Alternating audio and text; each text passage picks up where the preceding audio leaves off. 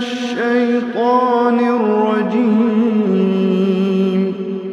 بسم الله الرحمن الرحيم.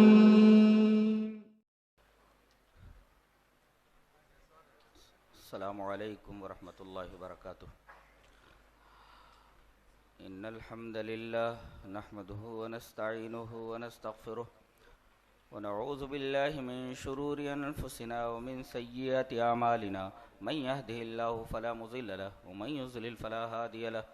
وأشهد أن لا إله إلا الله وحده لا شريك له وأشهد أن محمدا عبده ورسوله. يا أيها الذين آمنوا اتقوا الله حق تقاته ولا تموتن إلا وأنتم مسلمون. يا أيها الناس اتقوا ربكم الذي خلقكم من نفس واحدة وخلق منها زوجها وبث منهما رجالا كثيرا ونساء واتقوا الله الذي تساءلون به والأرحام إن الله كان عليكم رقيبا. يا أيها الذين آمنوا اتقوا الله وقولوا قولا سديدا يصلح لكم أعمالكم ويغفر لكم ذنوبكم ومن يطع الله ورسوله فقد فاز فوزا عظيما. أما بعد فإن خير الحديث كتاب الله وخير الهدي هدي محمد صلى الله عليه وسلم وشر الأمور محدثاتها وكل محدثة بدعة وكل بدعة ضلالة. الضلالة في النار. أعوذ بالله من الشيطان الرجيم. بسم الله الرحمن الرحيم. الله لا إله إلا هو الحي القيوم لا تأخذه سنة ولا نوم له ما في السماوات وما في الأرض. من ذا الذي يشفع عنده إلا بإذنه يعلم ما بين أيديهم وما خلفهم ولا يحيطون بشيء من علمه إلا بما شاء. وسع كرسيه السماوات والأرض ولا يؤوده حفظهما وهو العلي العظيم. امیر محترم، محترمی ناظم اجلاس، اس مبارک محفل میں جلوہ افروز حضرات علماء کرام، محترم بزرگوں، نوجوان بھائیوں، پیارے بچوں، خواتین اسلام، آیت الکرسی کی تفسیر پیش خدمت ہے۔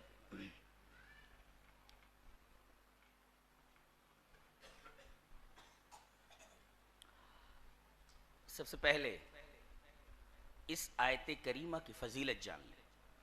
فضیلت پر ابی بن کعب رضی اللہ تعالیٰ عنہ سے مروی یہ روایت اس طرح: وعن ابی بن کعب رضی اللہ تعالیٰ عنہ قال قال رسول اللہ صلی اللہ علیہ وسلم یا ابا المنذر اتدری ای آیت من کتاب اللہ معک اعظم؟ قال قلت اللہ ورسولہ اعلم. قال یا ابا المنذر ای آیت من کتاب اللہ معک اعظم؟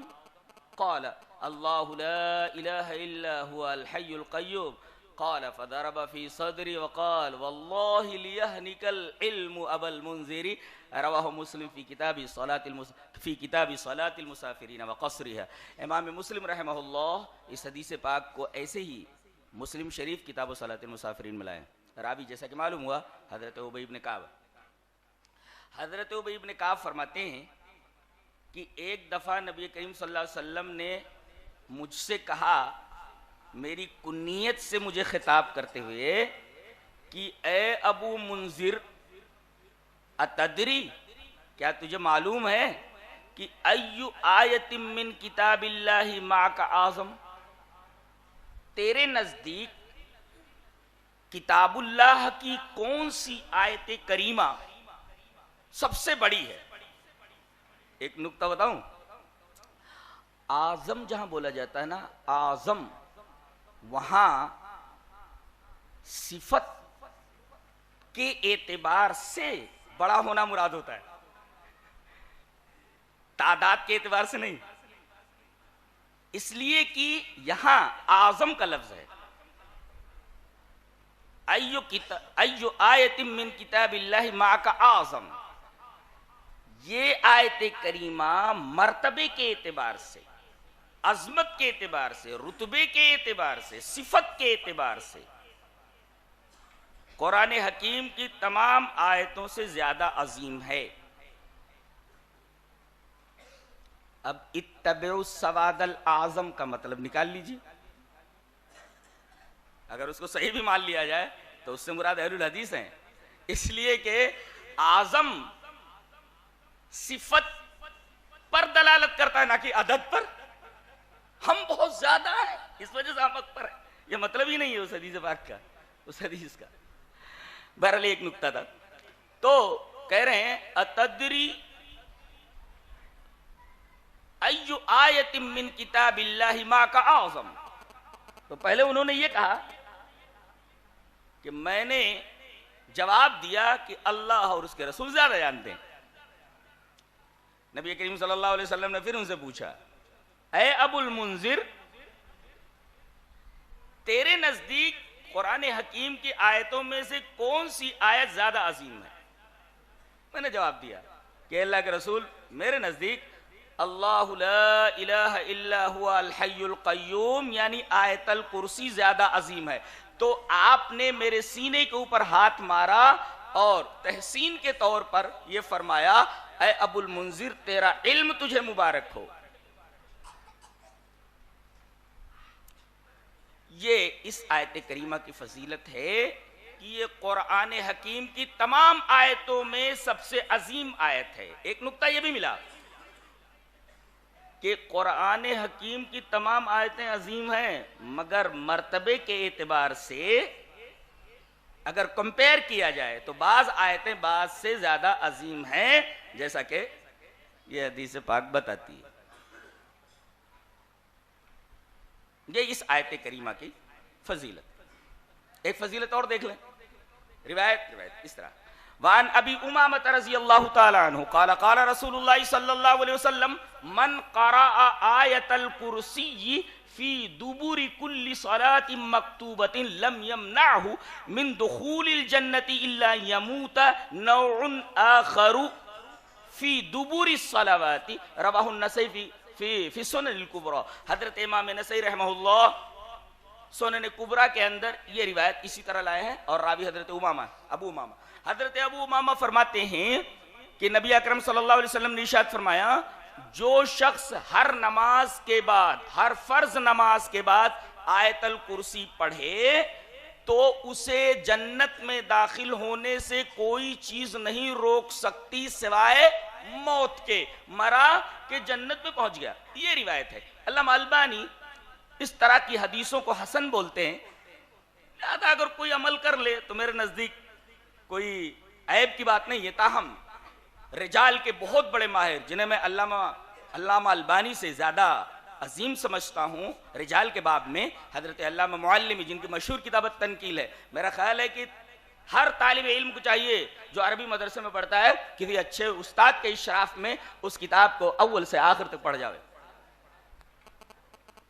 علامہ معلمی نے اس طریقے کی حدیثوں کو ضعیف کہا ہے، اور اسی طریقے سے علامہ ابن الجوزی نے تو یہاں تک کہا کہ بھئی مجھے جب تک معلوم نہیں تھا تب تک میں عمل کرتا رہا، جب معلوم ہوا کہ ضعیف ہے تو میں نے چھوڑ دیا. بہرحال علامہ البانی نے اس کو حسن کہا ہے، اور بعض بڑے محدثین نے اس کو ضعیف کہا ہے.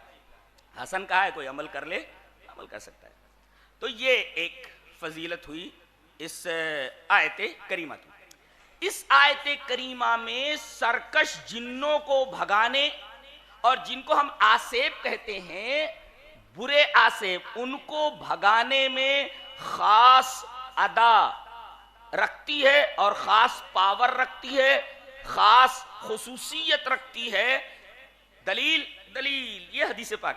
وان ابی ہریرہ رضی اللہ تعالی عنہ قال وکلنی رسول اللہ صلی اللہ علیہ وسلم بحفظ زکاة رمضان فاتانی آت فجعل يحث من الطعام فاخذته فقلت لا ارفعنك الى رسول الله صلى الله عليه وسلم فذكر الحديث فقال اذا اويت الى فراشك فقرأ آية الكرسي لن يزال عليك من الله حافظ ولا يقربك شيطان حتى تصبح. فقال النبي صلى الله عليه وسلم صدقك وهو كذوب ذاك شيطان. رواه البخاري في كتاب بديع الخلق. حضرت امام بخاری رحمہ اللہ بخاری شریف کتاب بدیع الخلق کے اندر یہ روایت اسی طرح لائے. راوی جیسا کہ معلوم ہوا حضرت ابو ہریرہ ہیں. حضرت ابو ہریرہ فرماتے ہیں کہ نبی اکرم صلی اللہ علیہ وسلم نے مجھے رمضان میں جو غلے کے طور پر یا بہت ساری چیزیں جو زکوٰۃ کے نام پر آتی تھی وہ مسجد میں جمع ہوتی تھی، اس پر نگراں کے طور پر مجھے مقرر کر دیا گیا تھا. تو اس نگرانی کر کوئی چور اچکا زکوٰۃ کا یہ مال لے کر بھاگ نہ جائے. کہتے ہیں کہ میں حفاظت پر مقرر کر دیا گیا تھا، میں حفاظت کرتا تھا. ایک رات میں نے دیکھا کہ ایک آدمی آیا اور وہ لپ بھر بھر کر کے اپنے تھیلے میں وہ غلہ ڈالنے لگا. فاخذتُ، میں نے اسے پکڑ لیا اور جب میں نے اسے پکڑا تو کہا کہ میرے بال بچے ہیں، ایسا ہے ویسا ہے. اس نے اپنی غریبی بتائی، میں نے چھوڑ دیا. نبی کریم صلی اللہ علیہ وسلم سے آ کر کے ذکر کیا کہ اللہ کے رسول چوری کرتے ہوئے پکڑا گیا، میں نے چھوڑ دیا. غریب آدمی تھا اور کہہ کر کے گیا کہ اب نہیں آؤں گا. رسول اللہ صلی اللہ علیہ وسلم فرمایا ضرور آئے گا. پھر آیا. رسول اللہ صلی اللہ علیہ وسلم نے جیسا کہا تھا ویسے ہی ہوا. دوسری مرتبہ بھی آیا وعدہ کرنے کے بعد بھی پکڑ لیا. کہا کہ بیٹا اب میں تجھے چھوڑنے والا نہیں. لا ارفعنک الی رسول اللہ صلی اللہ علیہ وسلم، اب تو میں تجھے رسول اللہ صلی اللہ علیہ وسلم کے پاس لے کر چلوں گا ہی. اب تیری کیا درگت بنتی ہے یہ رسول بتائیں گے. کہا کہ اگر ایک دین کی بات بتا دوں تو مجھے چھوڑ دو گے؟ کہا کہ شیطان اور دین کی بات. کہا کہ ہاں دین کی بات ہے. اور یہ آیت الکرسی کی فضیلت بیان کی. کہا کہ جب تم اپنے بسترے پر رات کے وقت آؤ اور سونے کا ارادہ کرو تو آیت الکرسی پڑھ لو. کیونکہ فائدہ بولے دو فائدے. لن یزال علیک من اللہ حافظ، اللہ کی طرف سے ایک حفاظت کرنے والا مقرر کیا جائے گا، رات بھر تیری حفاظت کرتا رہے گا. ایک ولا یقربک شیطان حتی تصبح، صبح تک کوئی بھی شیطان سرکش جن بدماش جن تیرے قریب بھی نہیں آئے گا. یہ دوسری فضیلت ہوئی. تو میرا دعویٰ جیسا کہ میں نے کہا تھا کہ اس آیت کریمہ میں سرکش شیاطین کو بھگانے کی طاقت، قوت اور پاور اللہ تبارک تعالیٰ نے رکھ دی ہے.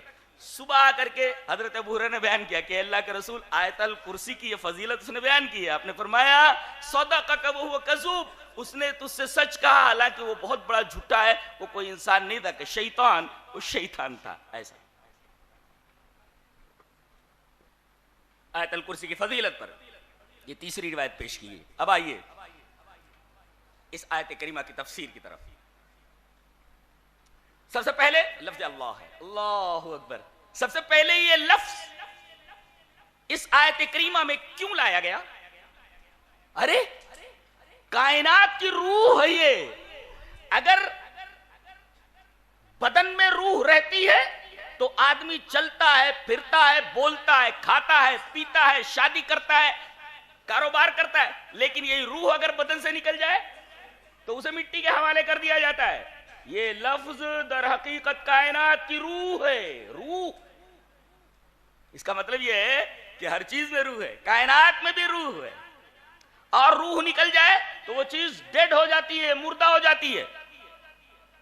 کائنات کی روح یہی لفظ ہے. دلیل یہ حدیث پاک. وان انس بن مالک رضی اللہ تعالی عنہ قال قال رسول اللہ صلی اللہ علیہ وسلم لا تقوم الساعة حتى لا يقال في الارض اللہ اللہ. رواہ الترمذی فی کتاب الفتن. حضرت امام ترمذی رحمہ اللہ اس حدیث پاک کو ایسے ہی کتاب الفتن کے اندر لائے ہیں.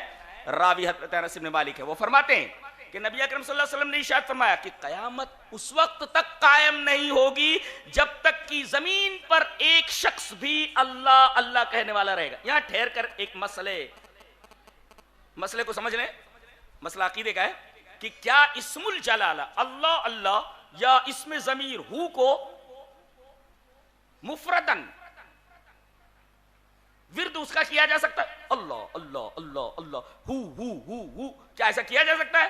یہ سب صوفیہ کے طریق ہیں. اسم الجلالہ کو پڑھتے ہوئے خاص قسم کا ضرب لگانا یا اسم ضمیر جو راجع ہوتی اسم الجلالہ کی طرف اللہ کی طرف اس کو ہو کرتے ہوئے خاص انداز سے اس کو پڑھنا، گلے سے نکالنا، ناک سے نکالنا، یہ ساری کی ساری بدعتیں ہیں. ان تمام چیزوں سے دور رہا جائے. اسلام سے اس کا کوئی تعلق نہیں. اللہ اللہ کا کیا مطلب ہے؟ جب اللہ اللہ نہیں کہنا ہے تو یہاں لفظ اللہ اللہ کیوں آیا؟ اس کی تشریح ایک دوسری حدیث میں جسے امام احمد بن حنبل رحمہ اللہ مسند احمد کے اندر لائے. روایت بالکل اسی طرح ہے اور وہ روایت شرح کرتی ہے तिरमिज़ी की इस रिवायत की रिवायत इस तरह وعن انس بن مالك رضي الله تعالى عنه قال قال رسول الله صلى الله عليه وسلم لا تقوم الساعة حتى لا يقال في الارض لا اله الا الله رواه احمد في مسند. حضرت امام احمد بن حنبل رحمہ اللہ اس حدیث کو ایسے ہی مسند احمد کے اندر لائے, راوی وہی ہیں. حضرت انس فرماتے ہیں کہ رسول اللہ صلی اللہ علیہ وسلم نے ارشاد فرمایا کہ قیامت اس وقت تک قائم نہیں ہوگی جب تک کہ زمین میں ایک بھی آدمی لا الہ الا اللہ کہنے والا رہے گا. اس کا مطلب یہ کہ اللہ اللہ سے مراد لا الہ الا اللہ ہے, نہ کہ اسم الجلالہ کا ورد اور اس میں ضمیر کا ورد. اس کا مطلب جب تک لا الہ الا اللہ پڑھنے والا موجود ہے, ایک بھی موحد موجود ہے, ایک بھی توحید پر کاربند شخص موجود ہے, تب تک قیامت قائم نہیں ہوگی. اور ایک آدمی بھی توحید پر کاربند نہیں رہا, اللہ تبارک و تعالی اسرافیل کو حکم دے گا اور وہ سور میں پھونک ڈال دیں گے, قیامت نازل ہو جائے گی. اس لیے کہ اب اس کائنات کو باقی نہیں رکھا جائے گا, اس کی روح ہی باقی نہیں رہی نا. تو ہمارا دعویٰ ثابت ہوا کہ لا الہ الا اللہ توحید در حقیقت اس کائنات کی روح ہے. جب تک ایک بھی موحد توحید پر کاربند رہے گا قیامت نہیں آئے گی, اور ایک بھی آدمی نہیں رہا تو روح نکل گئی, لہذا اب کائنات ڈیڈ ہے, سورہ اسرافیل کے حوالے کر دی گئی. اس کائنات کے اوپر سور وارد کر دیا گیا اور پوری کائنات درہم برہم. ہمارا مدعا ثابت ہوا کہ لفظ اللہ اس کائنات کی روح ہے, مراد لا الہ الا اللہ توحید.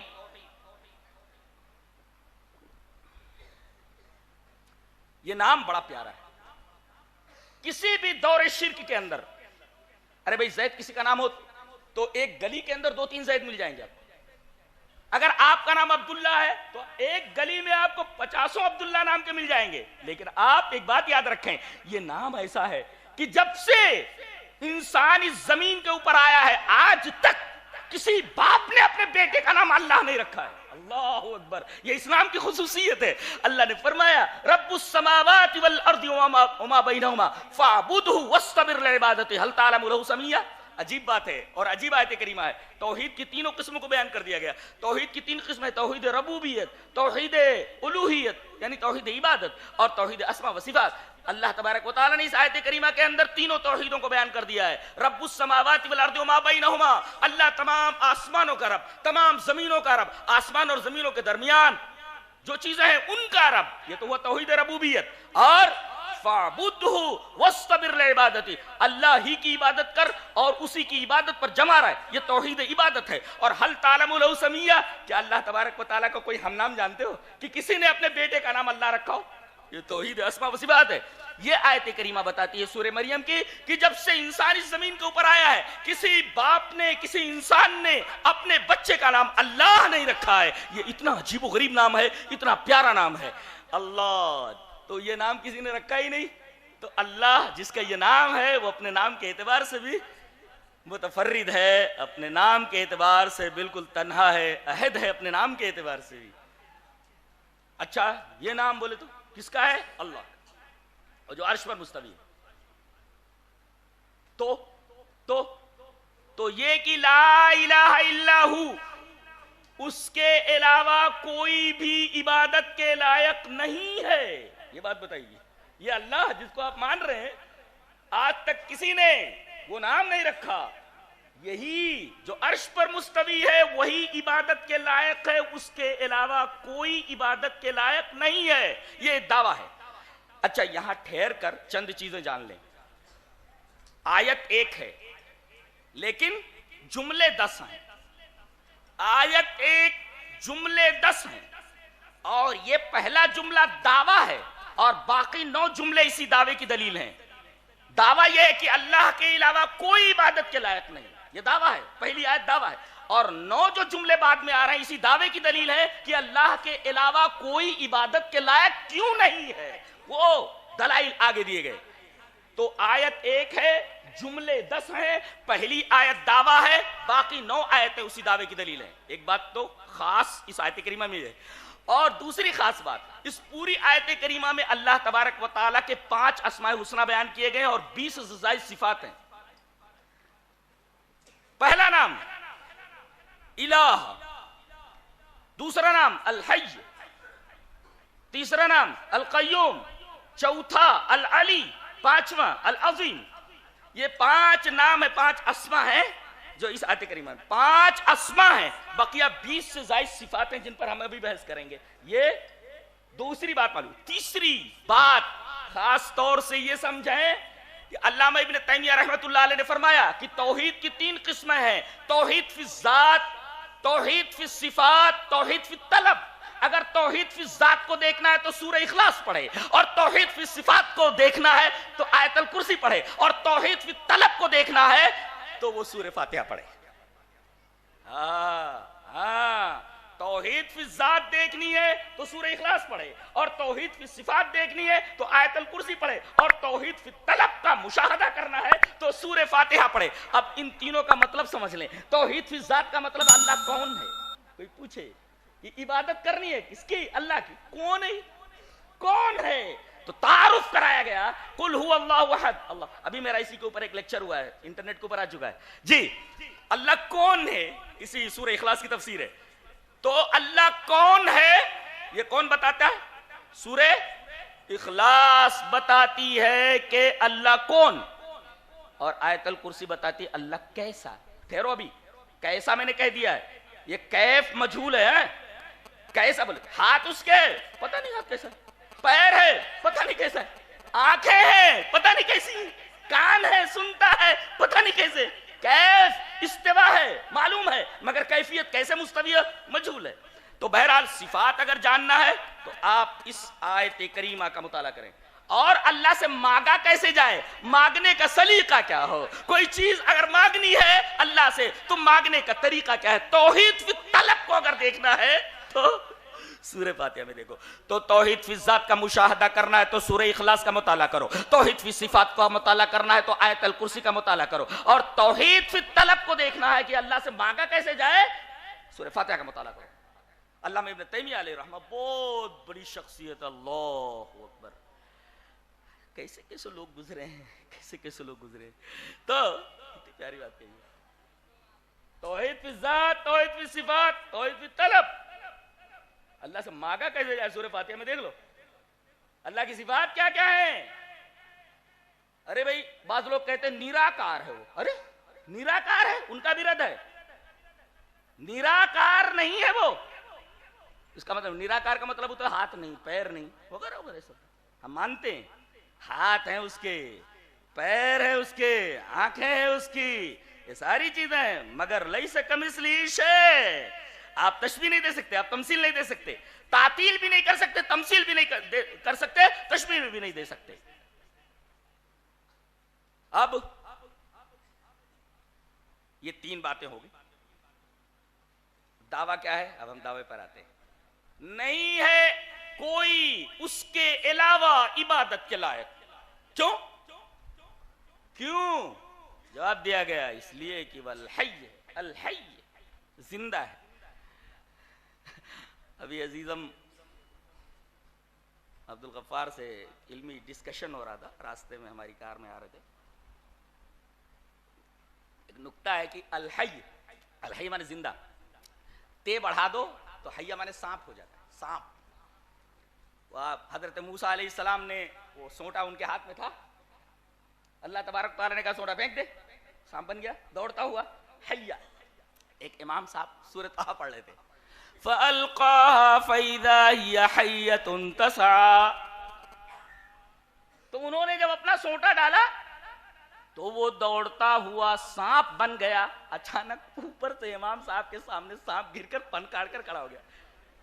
کہاں کی قرات، کہاں کی تلاوت، کہاں کا ترنم گھی بند گئی. مقتدی یہ سمجھے کہ امام صاحب بھول گئے ہیں تو اگلی جو آیت ہے کہا خذھا ولا تخف، پکڑ لے اس کو اور نہ ڈر. امام صاحب پیچھے مڑے، کہا کہ تعال خذ انت، ابے آ تو پکڑ لے اس کو، تعال خذ انت. دیکھا رہے سانپ. اللہ. تو بہرحال یہ ایک لطیفہ ہے، ڈسکشن کے دوران شیئر ہوا، یہ میں نے پیش کر دیا. الحی القیوم، عبادت کے لائق اس کے علاوہ کوئی نہیں. کیوں؟ اس لیے کہ وہ الحی ہے، زندہ ہے. اب آپ یہ کہیں کہ ہم بھی تو زندہ ہیں، ہم بھی تو زندہ ہیں. تیری زندگی میں اور اللہ کی حیات میں زمین اور آسمان کیا کوئی تقابل ہی نہیں ہے. تو پہلے نہیں تھا, عدم سے وجود میں آیا, پہلے نہیں تھا, زندہ نہیں تھا, زندہ ہوا, پھر موت آ جائے گی. اللہ ایسا نہیں ہے, ہمیشہ سے وہ اس صفت کے ساتھ متصف ہے. اس کے اوپر کبھی عدم طاری نہیں ہوا, اس کے اوپر کبھی زوال طاری نہیں ہوا, اس کے اوپر کبھی عدم کا ترایان نہیں ہوا. ہمیشہ سے وہ صفت حی سے متصف ہے. تم تو اس کے حیات دینے سے حی بنے ہو, اور پھر وہ حیات چھین لے گا, موت دے دے گا تمہیں. تو اللہ بھی زندہ, تم بھی زندہ, ان دونوں زندگیوں میں فرق ہے. وہ اپنی ذات کے اعتبار سے حی ہے, کسی نے اس کو زندگی نہیں دی. اور ہماری زندگی عطائی ہے, عطائی کے ساتھ ساتھ عارضی بھی ہے. اللہ کی حیات نہ تو عطائی ہے اور نہ تو عارضی ہے, وہ اس حیات سے متصف بالذات ہے, اسے کسی نے عطا نہیں کیا حیات. ہماری حیات عطائی ہے, اللہ نے عطا کر دی, اور عارضی ہے, کچھ دنوں کے بعد نکال لے گا. تو ہم کہے کہ حی. اچھا, اور وہ بھی آپ کو تو حی کہا جا سکتا ہے کہ آپ زندہ ہیں اس معنی میں کہ آپ کی حیات عطائی, لیکن الحی تو آپ کو بالکل نہیں کہا جا سکتا, اس لیے کہ یہ الف لام یہ استغراق کا ہے. استغراق کا مطلب یہ ہوا کہ حیات کاملہ کی جتنی قسمیں ہو سکتی ہیں ان تمام قسموں سے متصف ہے حیات کاملہ. آپ کی حیات حیات ناقصہ, اللہ تبارک و تعالیٰ کی حیات حیات کاملہ. کامل اور ناقص کے اندر کتنا فرق ہوتا ہے. شاعر نے بہت اچھا کہا کہ سارت مشرقتا وصرت مغربا شتان بین مشرقی و مغربی. اللہ اکبر. آپ کی حیات عارضی, اللہ تبارک و تعالیٰ کی حیات دائمی لا زوال. اس وجہ سے کوئی انسان اللہ کے علاوہ کوئی بھی عبادت کا مستحق نہیں ہو سکتا, اس لیے کہ اس کی زندگی عطائی اور عارضی ہے. اور جو خود اپنی حیات کے اندر دوسروں کا محتاج ہو وہ عبادت کے لائق کیسے ہو سکتا ہے؟ اس لیے کہ احتیاج عبودیت کے منافی ہے. جو محتاج ہو وہ عبادت کے لائق کیسے ہو سکتا ہے؟ اچھا, ایک سوال پیدا ہوا کہ ٹھیک ہے زندہ ہے, کبھی مرے گا؟ اس کا جواب دیا گیا القیوم, وہ قائم ہے. اور قائم کے اندر ایک نقطہ یہ ملا کہ جیسے دوسروں کے دیوتا وغیرہ یہ سوم رس یا کچھ کھا پی کر کے یہ زندہ رہتے ہیں, تو کیا یہ زندہ ہے کچھ کھا پی کر زندہ ہے؟ کوئی چیز اسے زندہ رکھتی ہے؟ نہیں.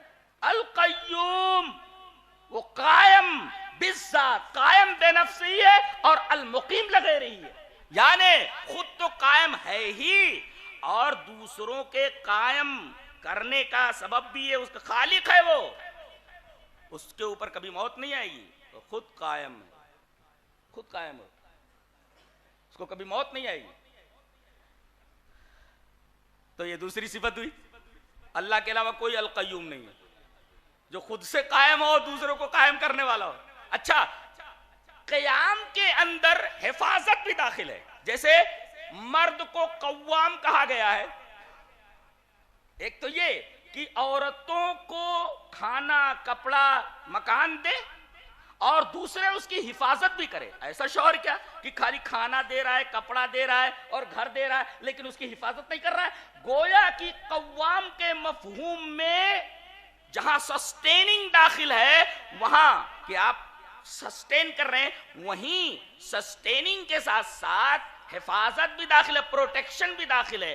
گویا کی یہ سسٹیننگ پلس سسٹیننگ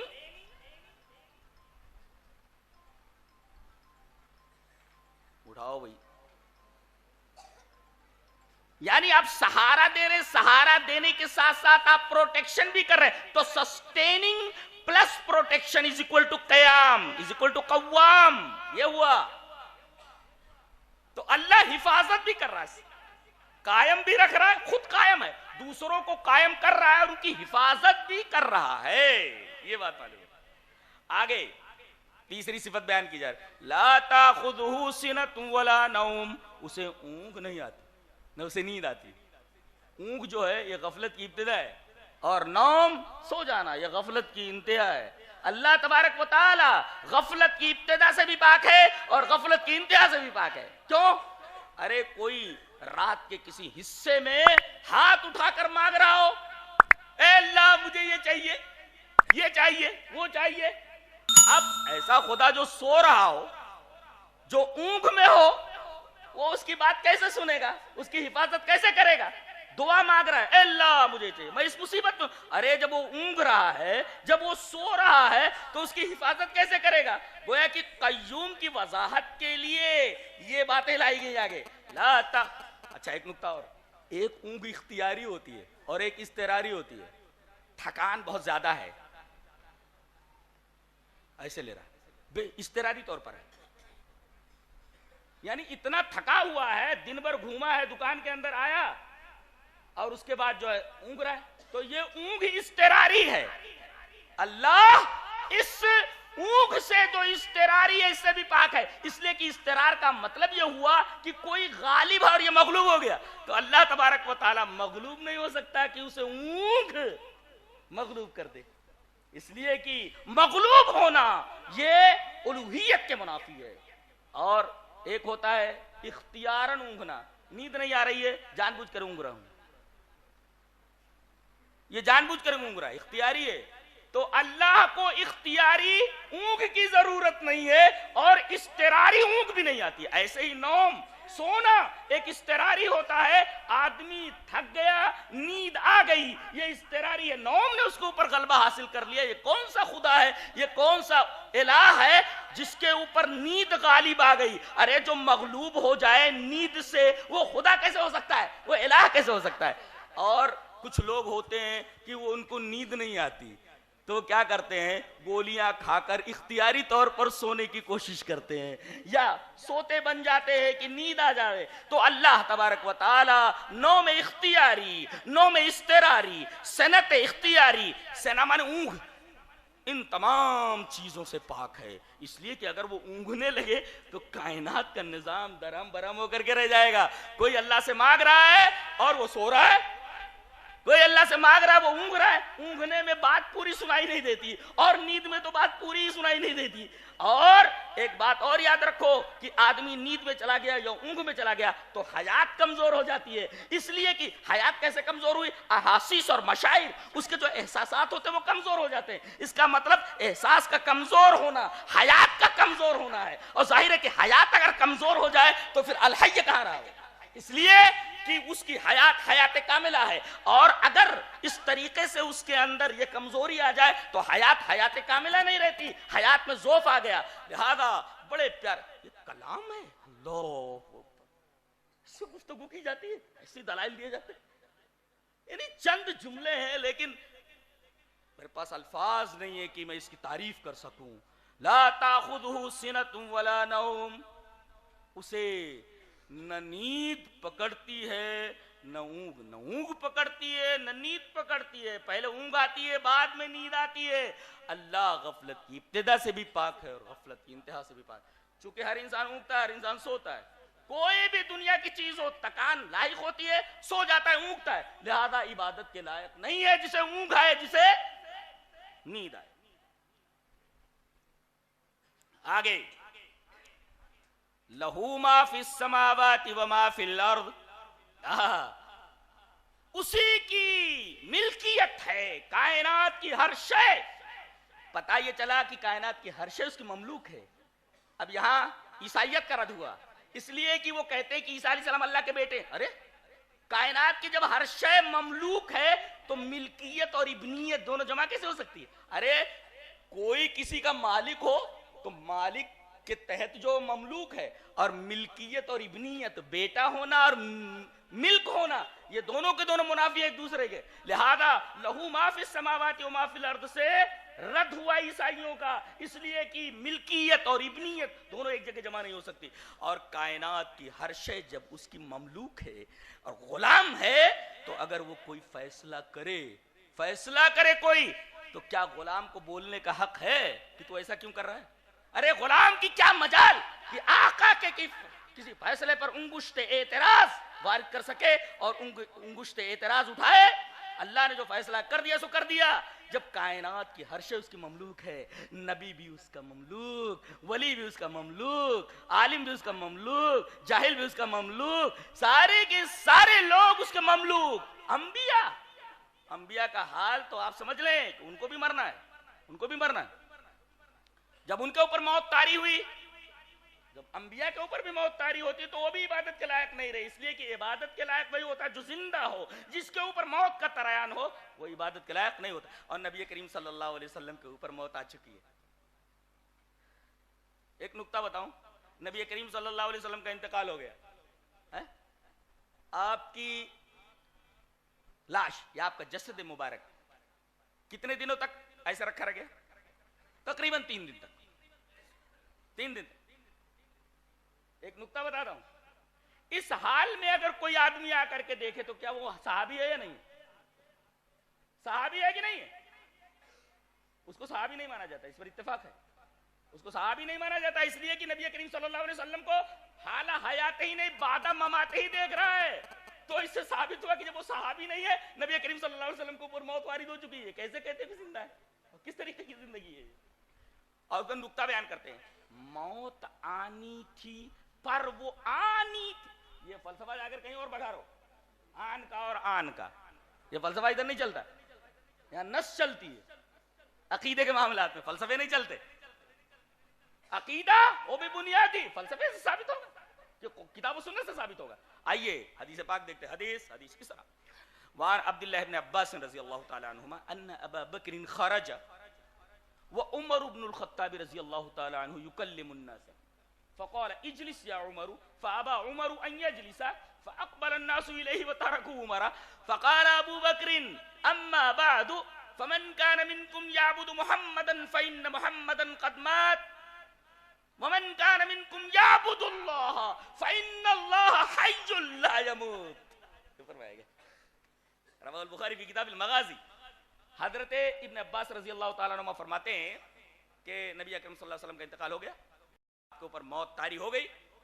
حضرت ابو بکر وہاں موجود نہیں تھے. بعد میں آئے تو دیکھا کہ حضرت عمر رضی اللہ تعالیٰ عنہ کی تقریر جاری ہے. وہ کہہ رہے ہیں کہ کوئی اگر بولے گا کہ نبی اکرم صلی اللہ علیہ وسلم مر چکے ہیں تو اس کی گردن مار دوں گا میں.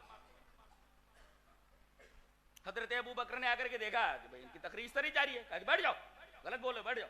اجلس یا عمر، نہیں بیٹھتا میں. فابا عمر وہیں اجلس، بیٹھنے سے انہوں نے انکار کر دیا. اب انہوں نے اپنی تقریر شروع کر دی. لوگ ان کو چھوڑ کر کے، سب جان رہے تھے ذرا پریشان ہو گئے ہیں اس وجہ سے ایسی بات بول رہے ہیں. حضرت ابو بکر کی طرف سارے لوگ مڑ گئے اور حضرت عمر رضی اللہ تعالیٰ کو چھوڑ دیا انہوں نے. فاقبل الناس الیہ وترکوا عمر، سب ابو بکر کی طرف متوجہ. حضرت ابو بکر کا خطاب ایسا نازک مرحلے اور انتہائی سیریس سچویشن میں، عجیب و غریب، اللہ اکبر، کیسے دل گردے کا آدمی ہے. یقیناً جناب محمد رسول اللہ صلی اللہ علیہ وسلم کے بعد خلافت اولا کا مستحق اگر کوئی ہے تو جناب صدیق ہیں. جی تو کوئی شک نہیں. ایسے نازک موقع کو انہوں نے دیکھا اور سچویشن کو جس انداز سے سنبھالا ہے وہ صدیقی کا حصہ ہے. فرمایا سنو، فمن كان منكم يعبد محمدا فإن محمدا قد مات. ایک نکتہ بتانا چاہتا ہوں عقیدے کا. یہاں حضرت عمر، غور سے سنو ہے، حضرت عمر یہ کہہ رہے ہیں کہ نبی کریم صلی اللہ علیہ وسلم کا انتقال نہیں ہوا، موت نہیں ہوئی. کہیں گئے ہیں جیسے حضرت موسیٰ علیہ السلام کوہ طور پر گئے تھے واپس آ گئے، یہ بھی کہیں گئے ہیں اور واپس آ جائیں گے. اچھا یہ عقیدہ. حضرت ابو بکر جو نکتہ پیش، اللہ اکبر، میں تو کہتا ہوں کہ عقیدے کی اتنی بڑی باریکی کو حضرت صدیق کی نگاہ دوربین نے جو سمجھا ہے. آج کل کے بڑے بڑے فقہا جو اپنے آپ کو فقیہ بولتے ہیں اور پتہ نہیں کون کون کی نظام پڑھتے پڑھاتے رہتے ہیں، وہ اس باریکی کو نہیں سمجھ سکتے. بھائی دیکھیے حضرت عمر کیا بول رہے ہیں کہ نبی کریم صلی اللہ علیہ وسلم کا انتقال نہیں ہوا. تقریر دیکھو، یہاں سے شروع ہے. فمن کان منکم یعبد محمدا فإن محمدا قد مات، تم میں سے جو محمد صلی اللہ علیہ وسلم کی عبادت کرتا تھا، پوجا کرتا تھا، سن لو کہ وہ مر چکے ہیں۔ کیوں؟ ارے اتنا بولنا تھا کہ بھئی تم لوگ جو یہ مان رہے ہو کہ بھئی رسول اللہ صلی اللہ علیہ وسلم کا ایسا معاملہ ہے، وہ مر چکے ہیں، بس بات ختم ہو گئی۔ عبادت کا لفظ کیوں لایا گیا؟ عبادت کا لفظ کیوں لایا گیا؟ یہ بتانے کے لیے کہ عبادت کا مستحق وہ جو مرے نا، ایک بات ہے۔ اور دوسری بات یہ معلوم ہوئی کہ جو کوئی عقیدہ رکھے، پھر سے سنو، جو کوئی عقیدہ رکھے کہ جناب محمد رسول اللہ صلی اللہ علیہ وسلم حیات دنیاوی کے ساتھ متصف ہے، وہ مشرک ہے۔ وہ من کان منکم یعبد محمدا فإن محمدا قد مات، نہ تو عبادت کا لفظ لانے کی ضرورت نہیں تھی۔ نقطہ قابل غور ہے، پھر سے اس حدیث کو ریوائز کرو اور دیکھو کہ کتنا عجیب و غریب نقطہ بیان کیا گیا ہے۔ تم میں سے جو کوئی محمد کی عبادت کرتا تھا وہ جان لے کہ محمد مر چکے ہیں، اور تم میں سے جو اللہ کی عبادت کرتا تھا وہ جان لے کہ اللہ حی ہے، اسے موت نہیں آتی۔ پتہ یہ چلا کہ رسول کو موت آ گئی ہے اور یہ عبادت کے لائق نہیں۔ اللہ کو موت نہیں آنے والی، ہمیشہ زندہ رہنے والا ہے، وہی عبادت کے لائق ہے، رسول عبادت کے لائق نہیں ہوتا۔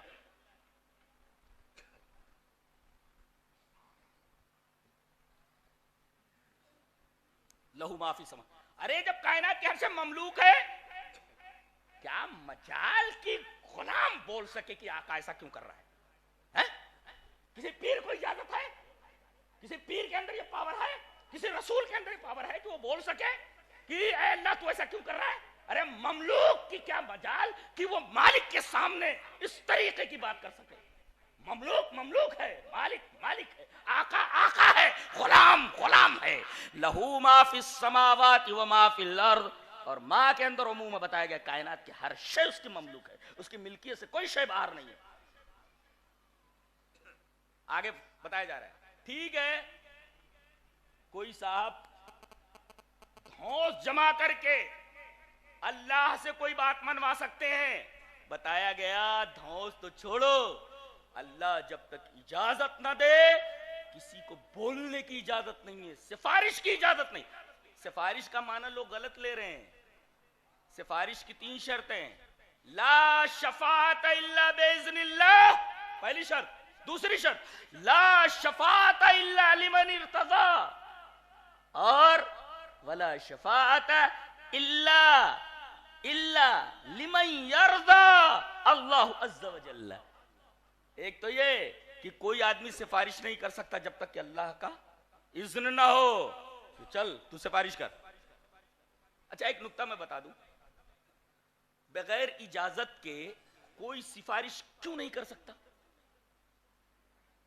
ایک نقطہ تو یہی ہے، اس لیے کہ سفارش کرنے والے کو یہ معلوم نہیں ہے کہ یہ مستحق شفاعت ہے یا نہیں ہے، اس لیے کہ ہر آدمی مستحق شفاعت نہیں ہوتا۔ اگر موحد نہیں ہے تو مستحق شفاعت نہیں۔ دلیل یہ حدیث پاک، وعن ابی ہریرہ رضی اللہ تعالی عنہ قال قال رسول اللہ صلی اللہ علیہ وسلم لكل نبی دعوت مستجابہ فتعجل كل نبی دعوته وانی اختبأت دعوتی شفاعتا لامتی یوم القیامہ فهي نائلة ان شاء اللہ من مات من امتی لا یشرک باللہ شیئا، رواہ مسلم فی کتاب الایمان۔ حضرت امام مسلم رحمہ اللہ اس حدیث پاک کو ایسے کتاب الایمان کے اندر لایا، مسلم شریف کے اندر۔ نبی کریم صلی اللہ علیہ وسلم نے ارشاد فرمایا کہ تمام انبیاء کرام جو دنیا میں آئے، اللہ نے ان کی ایک دعا گارنٹیڈ کر رکھی تھی کہ مانگو گے تو قبول کر لی جائے گی۔ تمام لوگوں نے وہ دعا دنیا ہی میں مانگ لی اور قبول ہو گئی، جیسا کہ اللہ نے ان سے کہا تھا۔ لیکن میں نے وہ دعا بچا کر رکھی ہوئی ہے، میں قیامت کے دن اس کو استعمال کروں گا، کس لیے؟ اپنے امتیوں کی سفارش کے لیے۔ اب سارے لوگ خوش ہو گئے کہ سب کی سفارش ہوگی، دعا گارنٹیڈ ہے، اللہ کے رسول شفاعت کریں گے، سارے لوگ بخش دیے جائیں گے۔ پتہ ہی چلا آخر میں ٹکڑا فَهِيَ نَائِلَةٌ إِن شَاءَ اللَّهُ مَن مَّاتَ مِنْ أُمَّتِي لَا يُشْرِكُ بِاللَّهِ شَيْئًا۔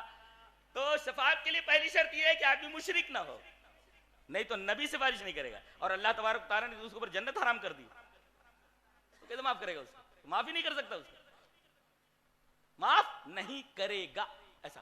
تو شفاعت کے لیے پہلی چیز لا شفاعت الا باذن اللہ، اللہ کی اجازت کے بغیر کوئی سفارش نہیں کرتا۔ سفارش کے لیے دوسری شرط لا شفاعت الا لمن ارتضى، اللہ جس سے راضی ہو اسی کے لیے سفارش کا اذن ہے۔ اور تیسرے صرف موحدین کے لیے اجازت دی جائے گی کہ ان کے لیے سفارش کی جائے، مشرکین کے لیے سفارش کا اذن نہیں ہوگا۔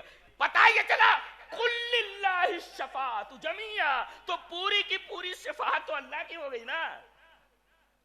تو من ذا الذی یشفع عنده الا باذنہ، اللہ کی اجازت کے بغیر کون ہے جو سفارش کر سکے؟ ایک ہے، ایسا کہا جاتا ہے اللہ کے اذن کے علاوہ کوئی سفارش نہیں کر سکتا، لیکن استفہام کے طریق پر لایا گیا۔ اہل بلاغت جانتے ہیں کہ اس طریقے سے نفی کے اندر تاکید ہو گئی، اس لیے کہ سامنے والا بھی، مخاطب بھی اس بات کو مانتا ہے کہ اللہ کی اجازت کے بغیر کون سفارش کر سکتا ہے؟ کوئی سفارش نہیں کر سکتا۔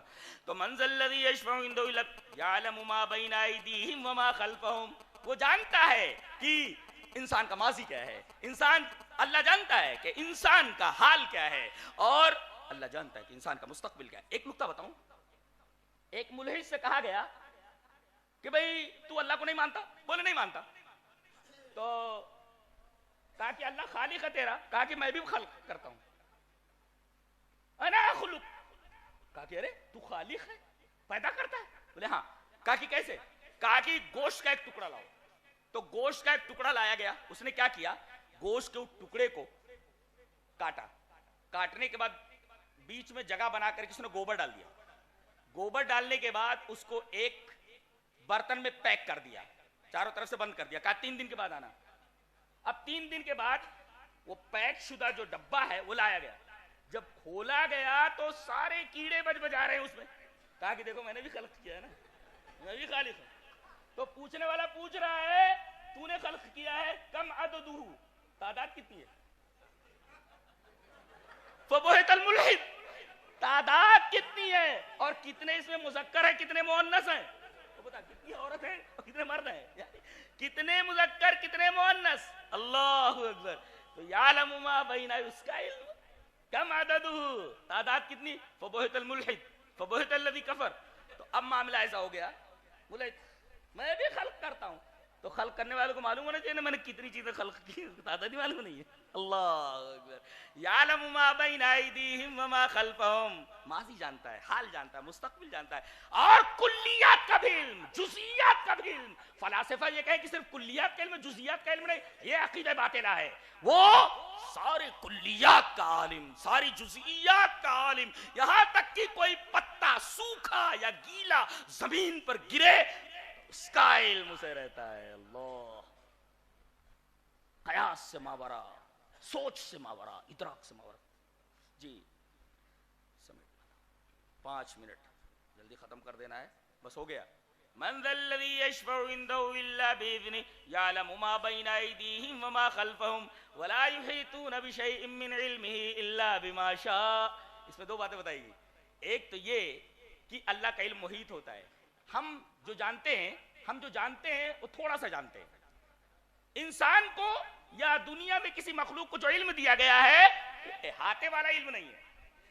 ایک آنکھ کے اوپر زندگی میں ڈاکٹر ریسرچ کرتا رہتا ہے، تمام معلومات اس کے بارے میں حاصل نہیں کر سکتا، کوئی دعویٰ نہیں کر سکتا کہ میں نے اس کے اوپر پرفیکٹ ریسرچ کر لیا، اب اس کے اندر کچھ باقی نہیں رہا۔ احاطہ تو ہو ہی نہیں سکتا۔ تو ایک تو یہ کہ احاطہ علم کے اعتبار سے صرف اللہ کے ساتھ مخصوص ہے، احاطہ کری، اور احاطہ ہو ہی نہیں سکتا، اس لیے کہ انسان کو علم بہت تھوڑا دیا گیا۔ اور اس کے بعد بما شاء کہا گیا کہ اللہ جتنا چاہے اتنا ہی علم ملے گا، آدمی جتنا چاہے خیرات میں دے دیتا ہے اللہ جس کو جتنا علم۔ یہ جتنی ایجاداتیں دے دی گئی کسی کو، اب وہ ایجاد کر کے اترا رہا ہے۔ جب یہ کہہ دیا گیا کہ اترانے کی ضرورت نہیں ہے، یہ میری مشیت سے ملا ہے، میں نے تمہیں دیا، تو اترا کیوں رہے ہو؟ یہ تو عطا ہی ہے۔ تو ولا یحیطون بشیء من علمہ الا بما شاء۔ اب یہ سوال پیدا ہوا کہ کائنات کا کوئی حصہ ایسا ہے جہاں اس کی ملکیت نہ ہو، جہاں اس کا حکم نہ چلتا ہو؟ نہیں نہیں نہیں، کائنات کے ہر چپے پر اس کی حکمرانی ہے۔ اور کیا کائنات کی حفاظت اس کے اوپر گرا ہے؟ عود کا مطلب ہوتا ہے کجی، جیسے کسی آدمی کو اوپر کوئی بھاری بوجھ ڈال دو تو اسے جھک جاتا ہے، اللہ تبارک تعالیٰ نے فرمایا کائنات کی حفاظت اس کے اوپر بالکل گرا نہیں ہے، وہ بڑی اثر ہے۔ اور ان تمام کو سنبھالنے میں اسے لغوب یعنی تکن لاحق نہیں ہوتی، وما مسنا باللغوب، تھکن لاحق ہونے والی چیزیں چھو بھی نہیں جاتی ہے، اس کو چھوتی بھی نہیں ہے، ہمیشہ جاگتا ہے، تھکن لاحق نہیں ہوتی۔ اور ابن عثیمین نے غالباً یہ کہا ہے کہ جنتی سوئیں گے کہ نہیں سوئیں گے؟ ایک بولو، جنتی سوئیں گے کہ نہیں سوئیں گے؟ بولیے آپ۔ کوئی کہہ رہا سوئیں گے، کوئی کہتا نہیں سوئیں گے، بولو سوئیں گے کہ نہیں سوئیں گے؟ نہیں سوئیں گے، کیوں؟ اس لیے کہ سوئے گا آدمی کیوں؟ تکان کی وجہ سے، وہاں تکان نہیں ہے. لا یمسہم فیہا نصب، غالباً ابن عثیمین نے کہا ہے، ابن عثیمین کی شرح یہ حضرت نے فرمایا کہ جنتیوں کو نیند نہیں آئے گی، اس لیے کہ نیند آتی ہے تکان کی وجہ سے. وہ قرآن کہتا ہے لا یمسہم فیہا نصب، نصب یعنی تکان، تکان انہیں لاحق ہی نہ ہوگی، لہذا جنتیوں کو نیند ہی نہیں آئے گی، جنتی سوئیں گے نہیں، صرف مزے کریں گے، کھا رہے پی رہے گھوم رہے، جو مانگ رہے اللہ دے رہا ہے، ساری چیزیں حاضر ہیں ان کے لیے. وَهُوَ الْعَلِيُّ الْعَظِيمُ، اور وہ علی ہے، عظیم ہے. علی کا مطلب یہ ہوا وہ سب سے بالا، اس کے مقابل میں سب کے سب سے نیچے، اور وہ عظیم ہے، وہ رتبے کے اعتبار سب سے بڑا، اس کے مقابلے میں ساری کی ساری مخلوق حقیر. اور یہ دونوں صفتیں لا کر کے بتایا جا رہا ہے کہ انسان اللہ کے بارے میں غلط عقیدہ کیسے رکھتا ہے، شرک میں مبتلا کیسے ہوتا ہے، ضلالت کی تاریکیوں میں کیوں چلا جاتا ہے، انہی دونوں صفتوں کو نگاہ میں نہ رکھنے کی وجہ سے اللہ تبارک و تعالیٰ کے علو کو نہ سمجھتے ہوئے اور اللہ تبارک و تعالیٰ کی عظمت کو نہ سمجھتے ہوئے. اللہ ہمیں نیک عمل اور اچھی سمجھ کی توفیق عطا فرمائے. وآخر دعوانا الحمدللہ.